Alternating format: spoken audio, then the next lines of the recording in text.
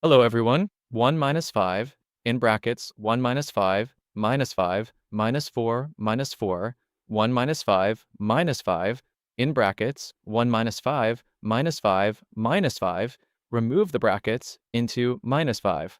When you multiply minus by minus, it becomes plus. For now, let's take a moment to rewrite the question as follows. It is 1 minus 5, or more specifically, 1 minus 5 inside the brackets. We will follow the BODMS rule. According to the BODMS rule, we will solve the brackets first. After that, we'll do division and multiplication. And since both have the same priority, we'll check from left to right. After that, addition also follows the same rule. Now, let's solve further.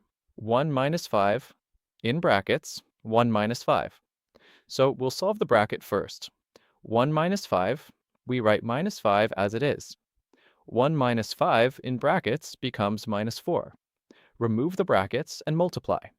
1 minus 5, minus 2, minus 4, and minus times minus becomes plus. 1 plus 5 times 4.